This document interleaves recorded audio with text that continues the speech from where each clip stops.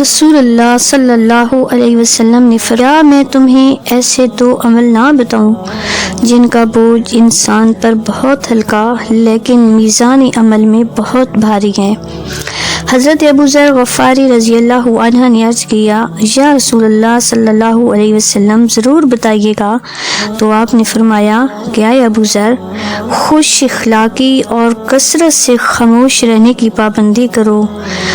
خوش اخلاقی اور کثرت سے خاموش رہنے کی پابندی کرو، کیونکہ ان کا میزان عمل میں بہت بھاری ہے۔ آگے حدیث مبارکہ ہے، اللہ تعالیٰ کو سب سے بڑھ کر محبوب بندے وہ ہیں جو لوگوں کے کام آنے والے ہیں۔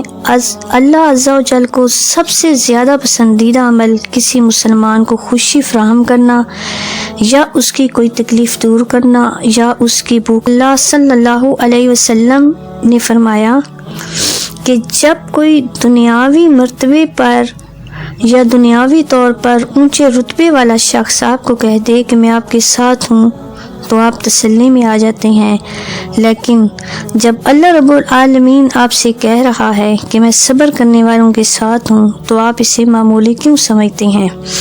پھر حدیث مبارکہ ہے، پیغمبر آخر صلی اللہ علیہ وسلم نے فرمایا کہ اللہ کے نزدیک بدترین حیثیت کا حامل شخص قیامت کے دن وہ ہوگا جس کی بدسلوکی کے باعث لوگ اس سے ملنا چھوڑ دیں گے۔ آقا صلوات و سلام آگے فرماتے ہیں کہ آدمیوں میں سب سے برے آدمی قیامت کے دن وہ لوگ ہوں گے جو دو رخی ہیں، کبھی کچھ کہتے ہیں اور کبھی کچھ کہتے ہیں۔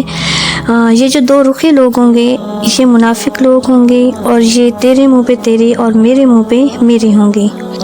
جابر بن عبداللہ رضی اللہ عنہ بیان فرماتے ہیں کہ نبی اکرم صلی اللہ علیہ وسلم نے فرمایا کہ ہر نیک کام آپ کا صدقہ ہے،